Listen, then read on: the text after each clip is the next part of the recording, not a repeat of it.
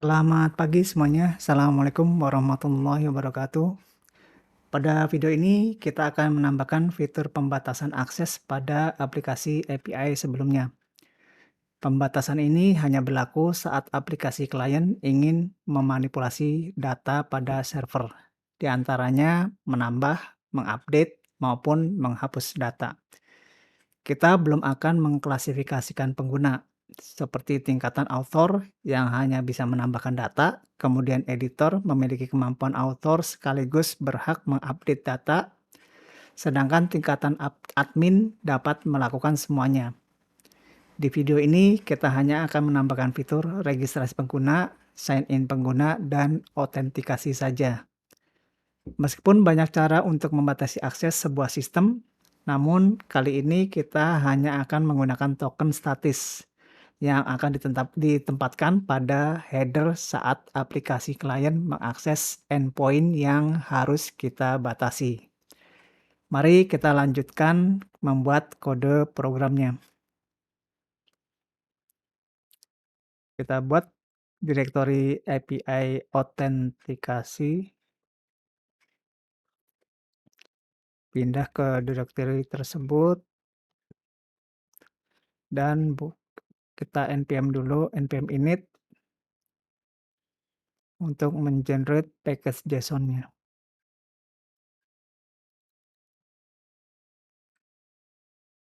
Kemudian buka Visual Studio Code.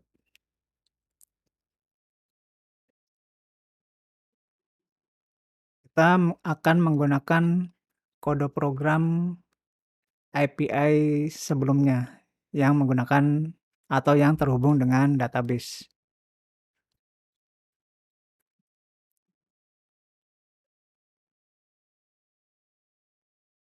Type-nya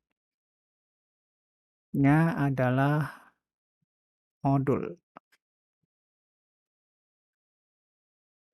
Kemudian script start-nya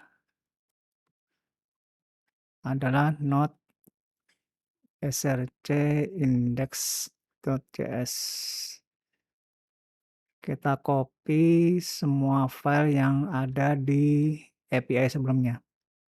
Saya pakai rsync -ahvz API dengan MySQL di folder src. Kita copy ke sini, masuk semua. Kemarin yang API dengan database atau API sebelumnya ada koreksi, yaitu radix. Radix itu kita ganti saja dengan radix 10 atau tanpa radix juga nggak masalah. Tapi secara default harusnya pakai angka 10 untuk memparsing string menjadi integer yang standar. Artinya standar itu dia tidak ada tanda pangkat dan seterusnya. Ini hanya mengkonversi dari angka biasa ya.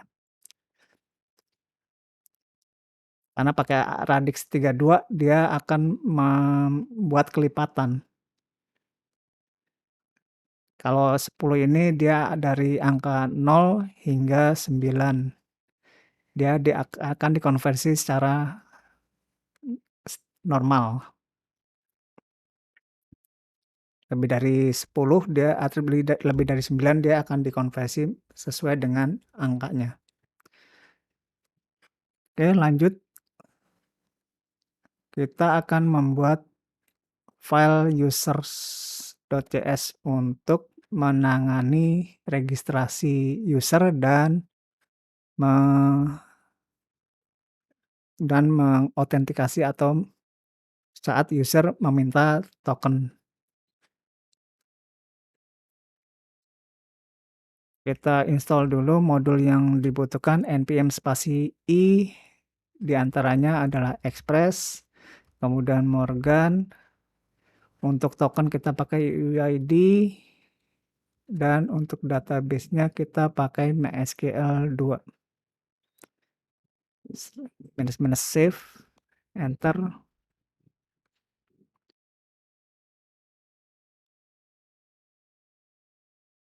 Kita import di users from UUID versi yang 4. Versi 4 sebagai UID v4. Kita buat function untuk registrasi usernya. Register user, kita buat arrow functionnya dengan async argumennya request dan response.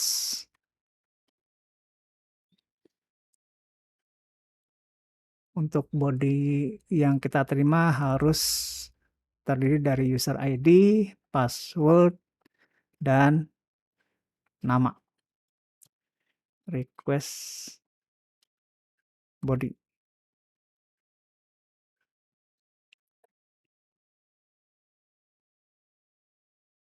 Untuk responnya pakai yang biasa yaitu OK, message, dan data. Kita preset dulu di atas, let OK sama dengan false, let message sama dengan gagal,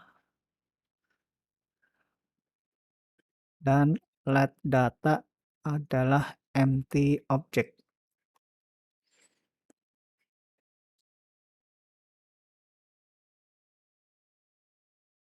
Untuk user ID, kita hanya akan menerima karakter huruf kecil dan angka saja.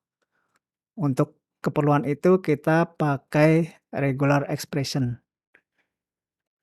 Pola regexnya kita set dulu, regex, pola regex adalah new regex.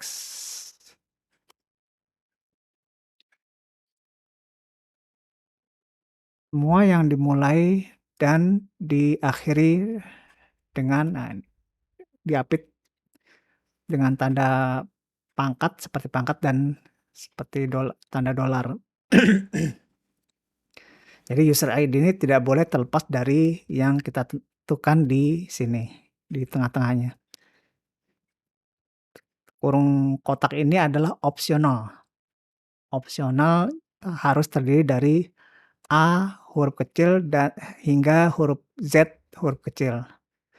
Dan angka 9 hingga angka 0 hingga angka 9. Jumlahnya kita pakai kurung kurawal 6 karakter hingga 20 karakter saja. Di luar itu, maka dia tidak kita terima sebagai user ID. Kita tes apakah user ID match dengan pola regex yang kita tentukan. Kalau identik dengan 0, maka kita respon bahwa user ID yang dikirim tidak sesuai dengan yang kita perbolehkan. Hanya berupa huruf kecil dan angka dengan panjang 6 hingga 20 karakter.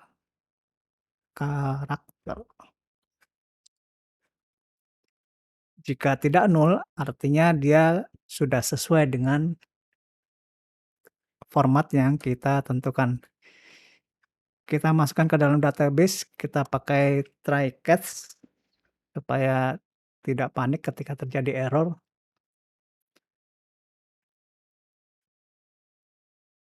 Kita simpan hasil query-nya ke dbRes, field-nya kita abaikan, await promise pull, auto import harusnya.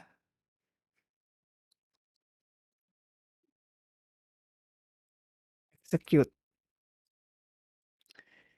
Insert into tb users yang field-nya user ID, password, dan name. Kalau kita lihat struktur database-nya adalah seperti ini, show create table tb users. Nah, tb user ini struktur datanya adalah ID berupa integer tipe datanya dan dia auto increment. Jadi kita nggak perlu masukkan ke dalam SQL query-nya. Kemudian user ID panjangnya maksimal 45 karakter, password-nya sebenarnya ini bisa 20 saja. Password-nya varchar 255 karena kita akan menghashing password yang dikirim user menjadi SHA-256 hashing-nya. Kemudian name, pakai name, ini panjang maksimal 45 karakter, sedangkan token karena kita pakai UUID versi 4, dia panjang maksimalnya 36 karakter.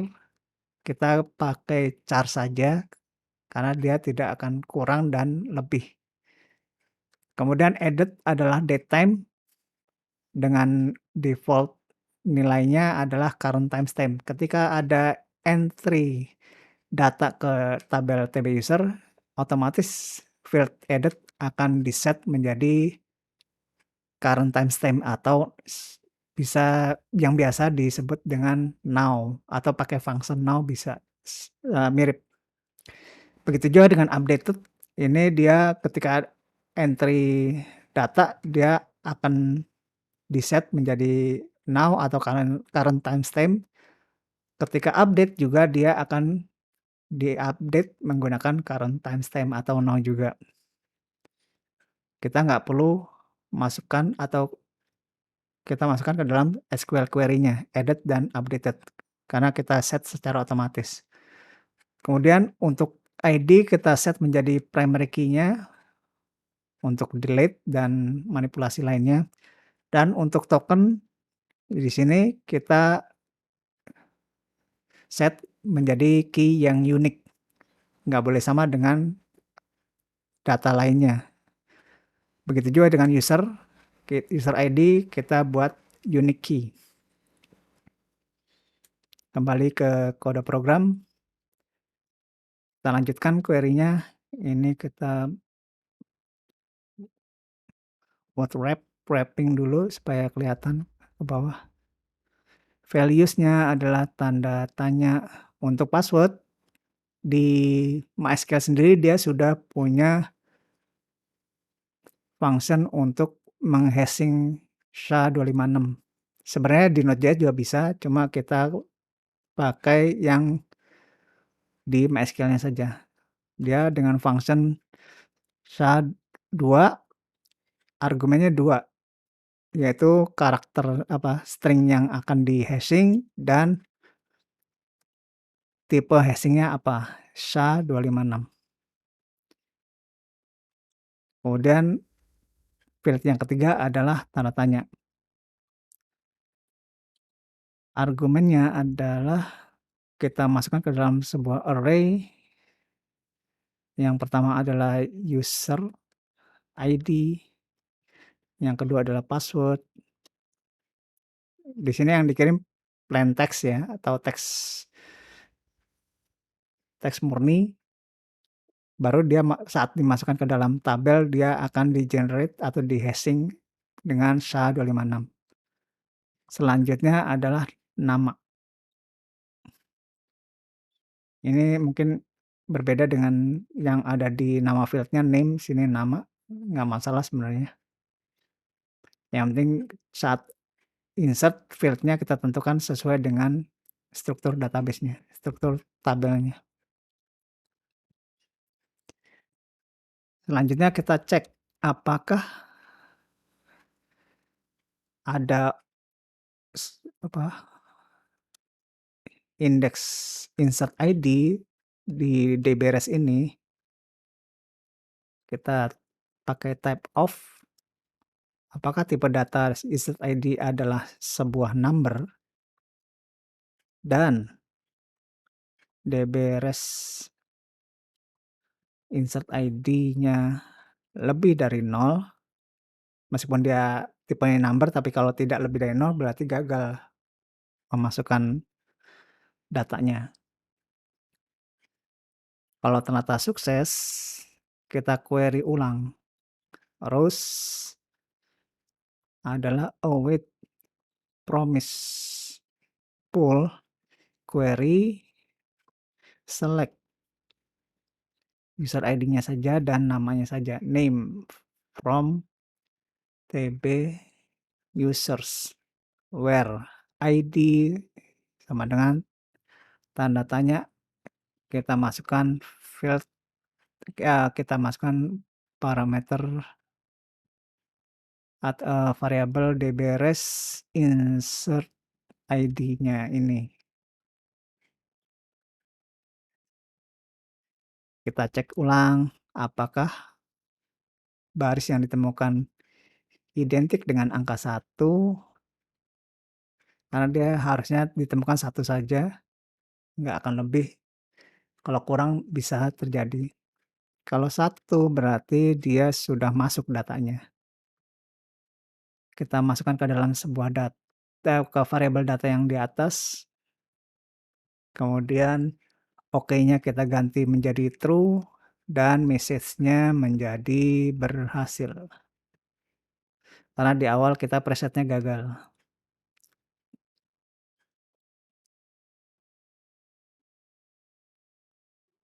Ketika tidak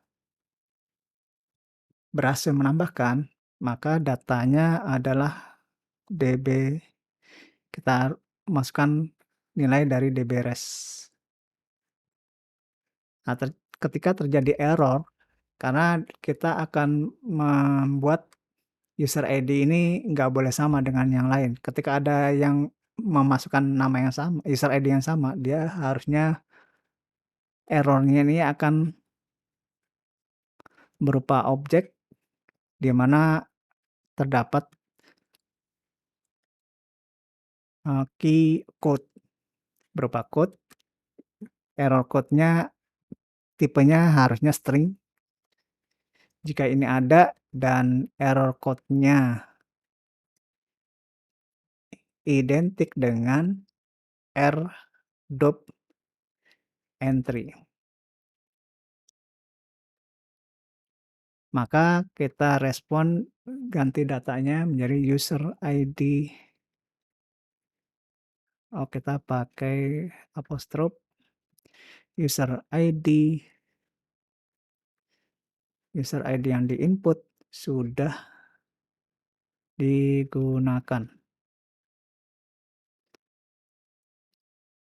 Jika tidak, ya datanya menggunakan variabel value dari error.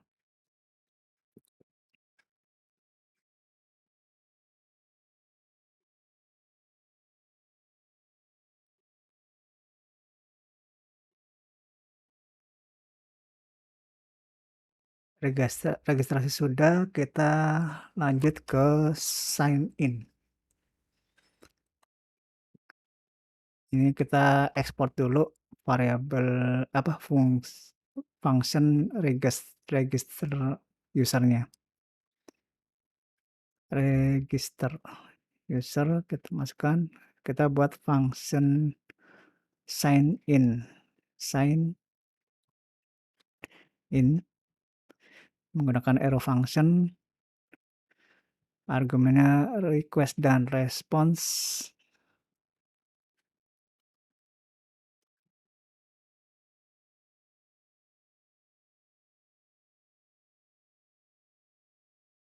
Sedangkan data yang kita harapkan adalah user ID dan password saja dari body request-nya.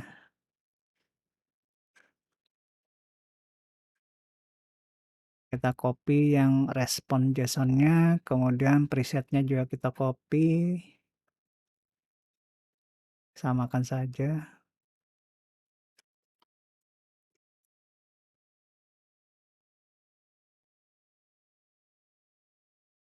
Kemudian untuk query kita pakai try catch. Kita selimutin dengan try catch supaya tidak panik program kita. Kita simpan ke rows hasil query-nya. Oh wait, promise pool query select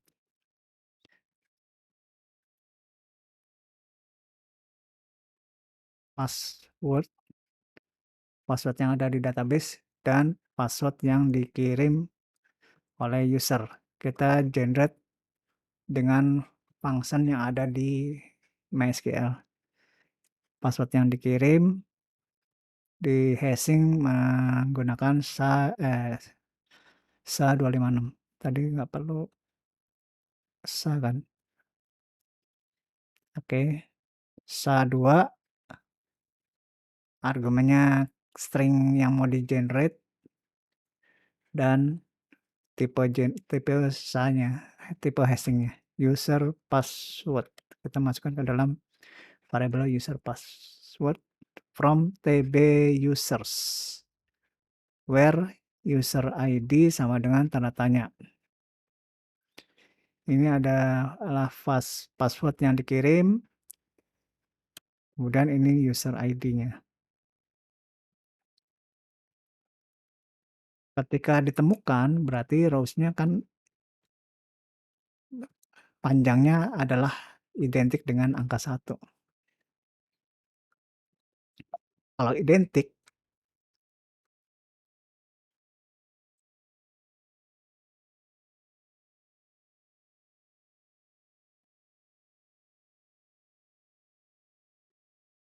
berarti dia berhasil atau user ID-nya ada. Ini baru user ID-nya saja ya yang sama. Sedangkan password-nya kita harus tes lagi. Jika type of yang rows index ke 0 kita masukkan ke data. Jika type of password-nya ada atau tipe datanya string dan type of data user ID-nya identik dengan string dan data password identik dengan data user password, maka ini baru valid. Ketika valid, kita lanjutkan untuk mengenerate tokennya. Kita preset dulu token adalah empty string, kita pakai looping untuk ngecek apakah token yang kita generate nantinya dengan UID sudah digunakan orang atau belum. Kita generate tokennya dengan UID V4. Untuk cek tokennya yang sudah ada, kita buat function terpisah di sini aja, cek token pakai asynchronous tokennya, string tokennya, kemudian kita reset user ID-nya adalah empty string. Jadi ketika dia empty string berarti tidak valid. Untuk query tetap kita pakai try catch. Jangan sampai panik program kita. Kita simpan ke rows hasil query-nya. Query-nya adalah promise pool query select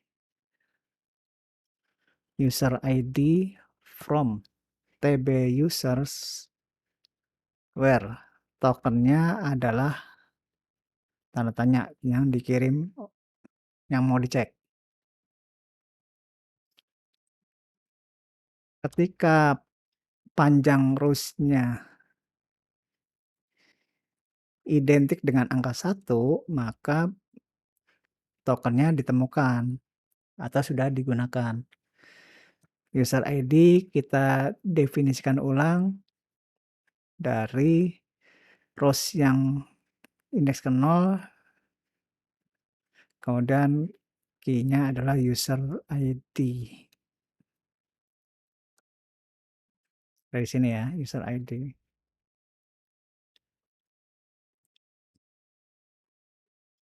Kalau terjadi error, kita output saja dengan error. Console error, error. Kita lanjut ke looping while. Kita cek. Ini dia pakai asing ya. Kita di sini di if-nya kita pakai await. Kalau kita tidak pakai await, dia masih pending. Prosesnya masih berjalan tapi kita sudah menerima hasilnya. Sedangkan kalau await, kita menunggu hasil ini selesai dulu. Await check token. Jika check tokennya identik dengan empty string, berarti belum pernah digunakan. Artinya kita break di sini loopingnya. Kalau sudah digunakan, maka dia akan return sebuah user ID tertentu, bukan empty string. Maka dia akan mengulangi proses ini untuk generate token baru. Begitu seterusnya sampai tidak ditemukan token itu digunakan oleh user lainnya. Meskipun function UID ini akan mengenerate sebuah token yang unik setiap kalinya. Cuma ini untuk menjaga-jaga supaya tidak terjadi bentrok.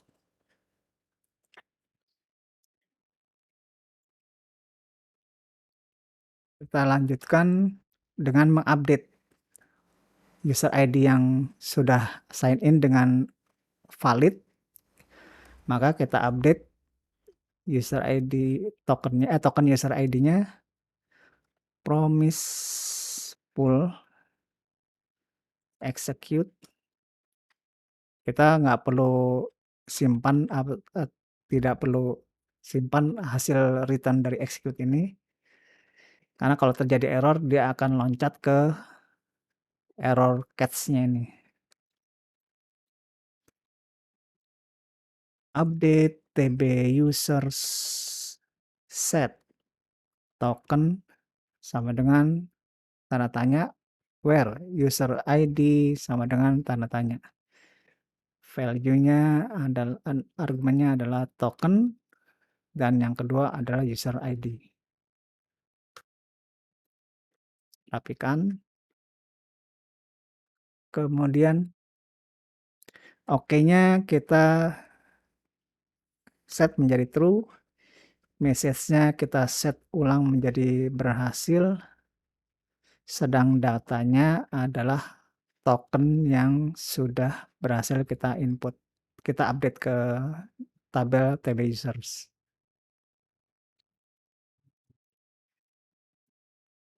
Jika ini tidak valid, maka kita return, ini nggak usah ya, nggak usah di sini. Kita langsung aja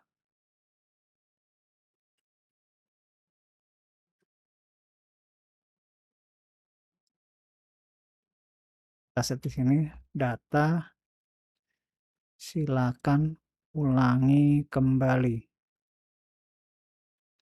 Jadi ketika dia tidak valid, maka dia akan menggunakan nilai silakan ulang kembali pada hasil respon yang di sini.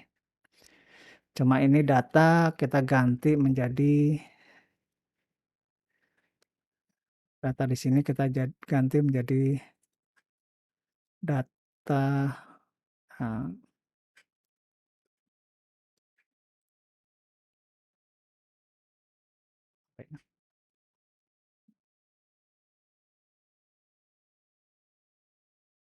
respon data. Ini data yang di sini kita ganti semua. Nah, pada akhir ini dia akan menggunakan token sebagai value dari data ketika dia berhasil sign in. Untuk errornya kita output aja menggunakan konsol.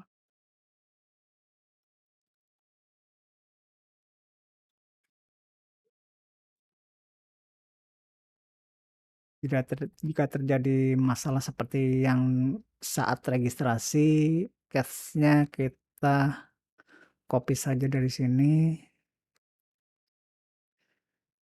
Jika ada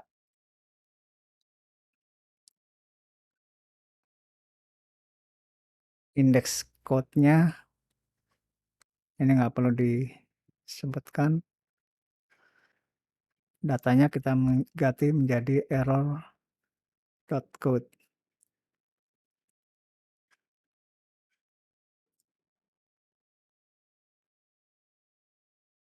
Kita masukkan ke export user ID, user sign in.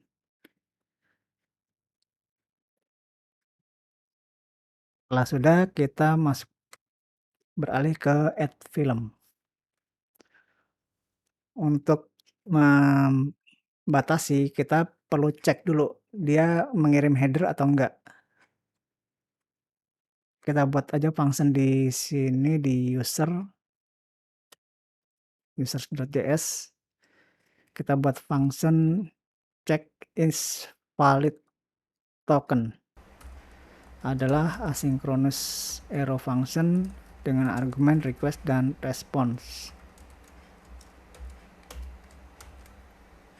Seperti pada middleware Express. Di sini kita akan cek langsung headernya.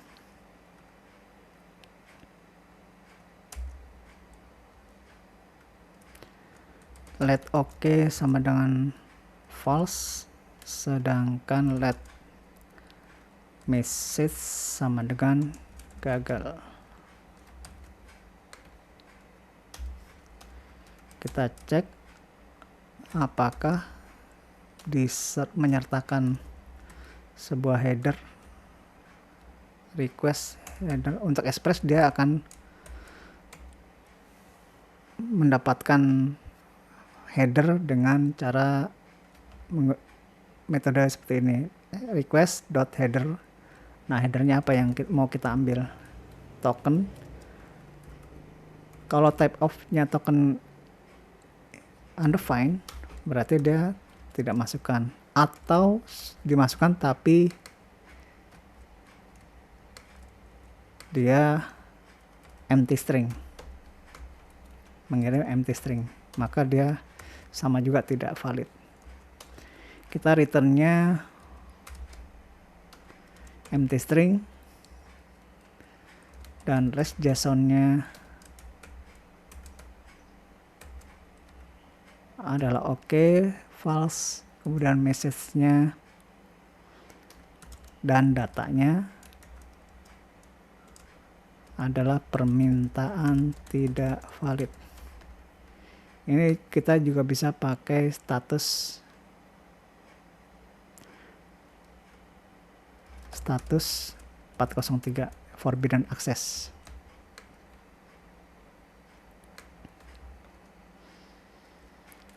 Kemudian kalau dia ternyata memasukkan header token, maka kita cek apakah user ID-nya ditemukan yang menggunakan token itu. Cek, kita manfaatkan function token yang sudah kita buat tadi, dan argumennya adalah header token.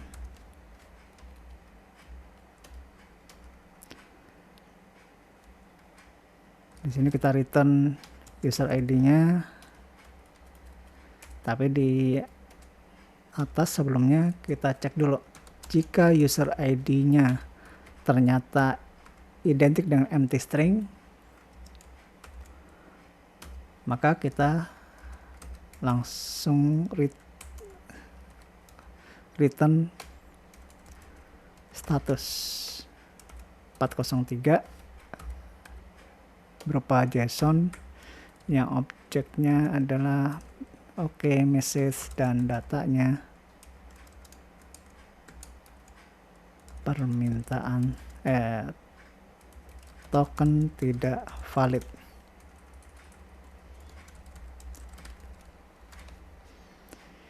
Kita export di sini di bawah is valid token. Nah, di function yang mau kita batasi aksesnya, kita tambahkan if await is valid token dengan argumen yang kita masukkan ke sini dari middleware. Request dan responnya adalah empty string, maka kita langsung return saja karena responnya sudah diwakili oleh isValid token ini. Ketika dia empty string, dia akan merespon status 403 dan objek JSON-nya. Kita rapikan. Ini kita copy ke DLVim juga. Jangan lupa ini belum di import ya, isValid token. Nah, dia akan auto import. Kita lihat dulu di user. Oh, ini MyDB-nya harus pakai JS. Dia film sudah, kemudian put film.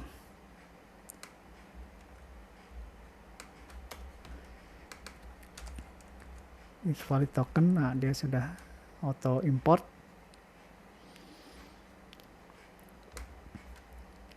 Selanjutnya kita tes npm start.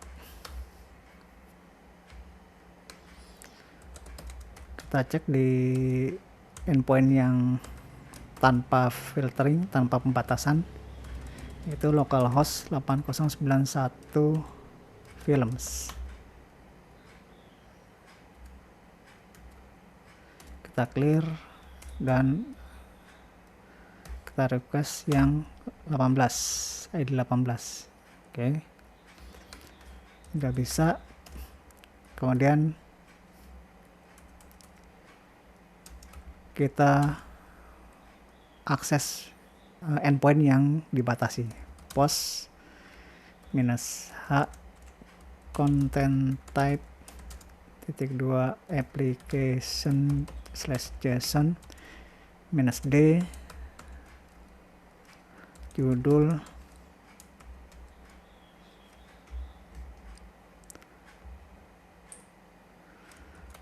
Doraemon, kategori anak.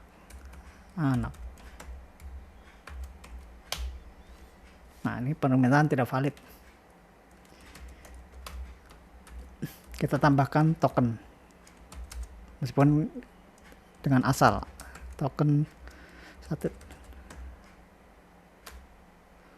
Nah, dia responnya adalah token tidak valid. Meskipun kita masukkan token, tapi karena tokennya asal ya responnya token tidak valid. Kita registrasi dulu.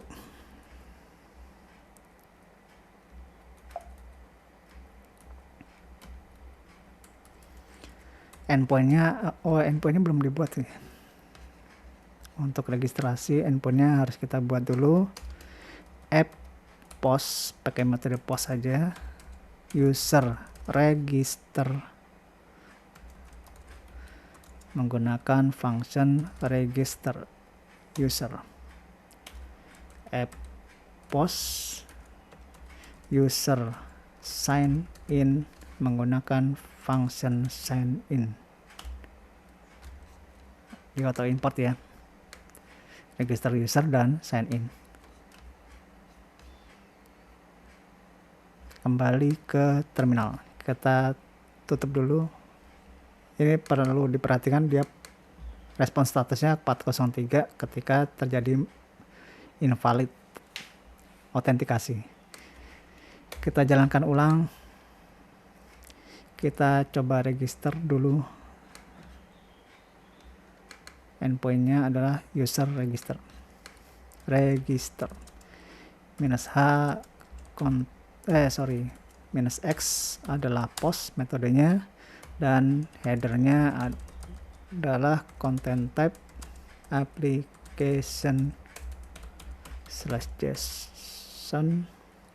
Kemudian datanya adalah user ID Joko, sedangkan passwordnya rahasia, dan namanya Joko Nugroho. Di sini gagal ya. User ID hanya berupa huruf kecil dan angka dengan panjang 6 hingga 20 karakter. Meskipun ini huruf kecil semua, tapi ini panjangnya hanya 4 karakter.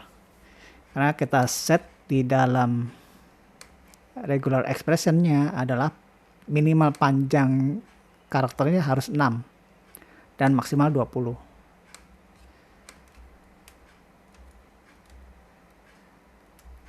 Kita ulangi lagi.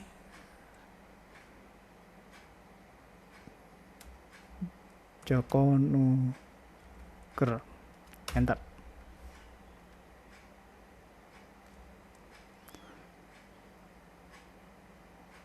Terjadi error. Kenapa error?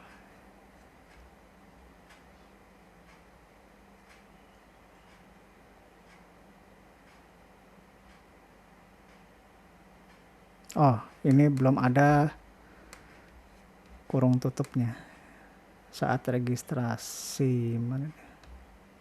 Oh, ini. Kita matikan dulu servisnya, jalankan ulang. Kita request ulang. Dan berhasil dengan user ID Joko Nugroho dan namanya Joko Nugroho. Ini passwordnya rahasia. Kita akan sign in selanjutnya. Kita pakai data yang sama, hanya ini dihapus saja. Sebenarnya nggak dihapus juga nggak masalah. Dia akan request karena kita butuh user ID dan passwordnya saja sebenarnya.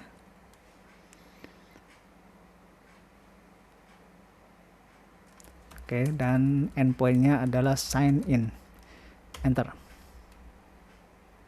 Dan inilah tokennya. Kalau kita lihat di database, select all from tb users. Nah, pada field password ini passwordnya tidak lagi plain text, tapi berupa hashing SHA-256. Namun saat kita query di function sign in, kita select passwordnya juga password yang dikirim oleh user, kita hashing menjadi SHA-256 juga di sini. Baru kita compare kedua password, kalau sama atau identik berarti valid sign in-nya. Kita pakai token ini, kita ulangi request saat tambah data tadi.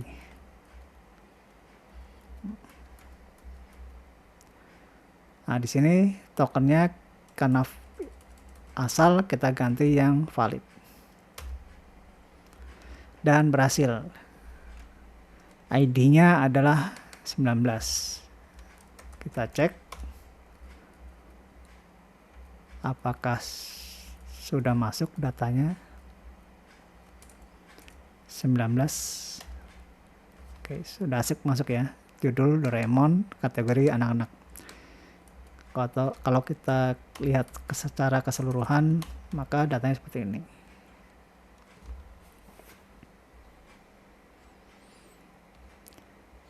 Pada proses put dan delete sama saja, dia akan diperlakukan sama untuk kode program yang kita buat ini. Mungkin ke depan kita akan klasifikasi berdasarkan tingkatan kekuasaan mereka. Demikian yang bisa saya sampaikan. Kode program akan saya upload ke GitHub dan tautannya akan saya taruh di kolom deskripsi. Jika ada pertanyaan, tinggalkan di kolom komentar. Semoga video ini bermanfaat. Assalamualaikum warahmatullahi wabarakatuh.